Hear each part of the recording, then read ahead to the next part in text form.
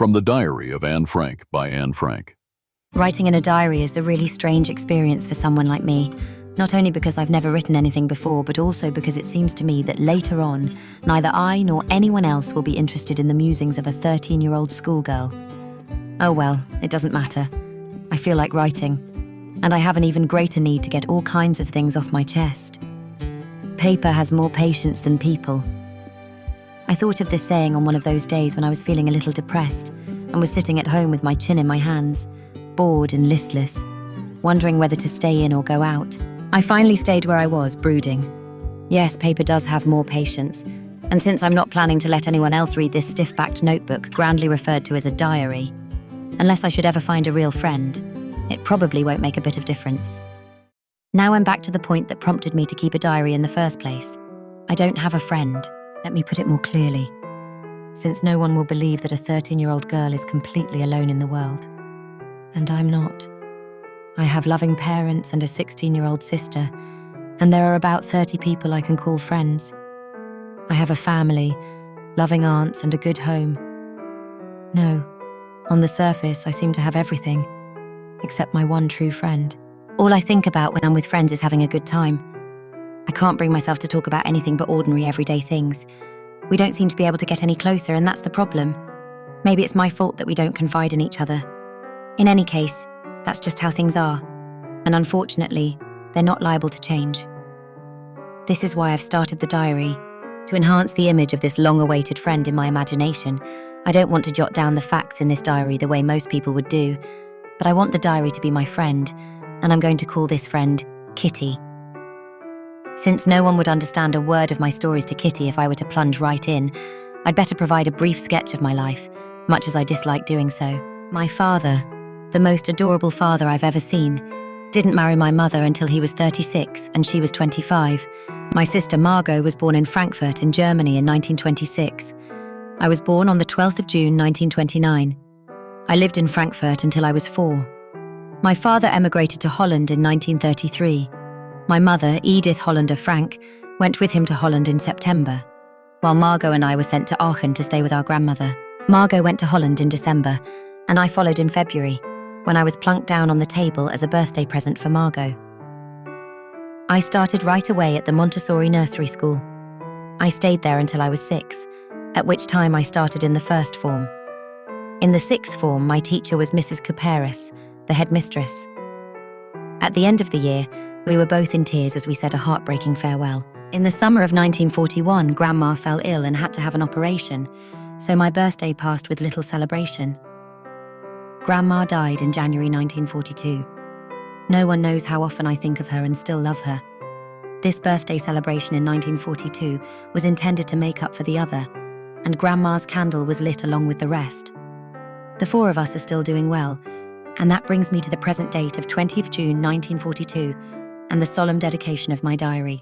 Saturday, 20th of June 1942. Dearest Kitty, our entire class is quaking in its boots. The reason, of course, is the forthcoming meeting in which the teachers decide who'll move up to the next form and who'll be kept back. Half the class is making bets. GN and I laugh ourselves silly at the 2 boys behind us, CN and Jacques, who have staked their entire holiday savings on their bet. From morning to night, it's, "You're going to pass. No, I'm not. Yes, you are. No, I'm not." Even G's pleading glances and my angry outbursts can't calm them down. If you ask me, there are so many dummies that about a quarter of the class should be kept back. But teachers are the most unpredictable creatures on earth. I'm not so worried about my girlfriends and myself. We'll make it. The only subject I'm not sure about is maths. Anyway, all we can do is wait. Until then, we keep telling each other not to lose heart. I get along pretty well with all my teachers. There are 9 of them, 7 men and 2 women. Mr. Keesing, the old fogey who teaches maths, was annoyed with me for ages because I talked so much. After several warnings, he assigned me extra homework. An essay on the subject, a chatterbox. A chatterbox? What can you write about that? I'd worry about that later, I decided. I jotted down the title in my notebook, tucked it in my bag, and tried to keep quiet. That evening, after I'd finished the rest of my homework, the note about the essay caught my eye. I began thinking about the subject while chewing the tip of my fountain pen. Anyone could ramble on and leave big spaces between the words, but the trick was to come up with convincing arguments to prove the necessity of talking.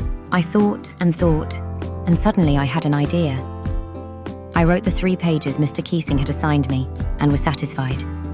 I argued that talking is a student's trait and that I would do my best to keep it under control, but that I would never be able to cure myself of the habit, since my mother talked as much as I did, if not more, and that there's not much you can do about inherited traits. Mr. Keesing had a good laugh at my arguments, but when I proceeded to talk my way through the next lesson, he assigned me a second essay. This time it was supposed to be on an incorrigible chatterbox. I handed it in, and Mr. Keesing had nothing to complain about for 2 whole lessons. However, during the 3rd lesson, he'd finally had enough. Anne Frank, as punishment for talking in class, write an essay entitled "Quack, Quack, Quack," said Mistress Chatterbox. The class roared. I had to laugh too, though I'd nearly exhausted my ingenuity on the topic of chatterboxes. It was time to come up with something else, something original. My friend Sana, who's good at poetry, offered to help me write the essay from beginning to end in verse, and I jumped for joy. Mr. Keesing was trying to play a joke on me with this ridiculous subject, but I'd make sure the joke was on him. I finished my poem, and it was beautiful. It was about a mother duck and a father swan with 3 baby ducklings who were bitten to death by the father because they quacked too much. Luckily, Mr. Keesing took the joke the right way. He read the poem to the class, adding his own comments, and to several other classes as well. Since then, I've been allowed to talk and haven't been assigned any extra homework. On the contrary, Mr. Keesing's always making jokes these days. Yours, Anne. Extracted from The Diary of a Young Girl with slight adaptation.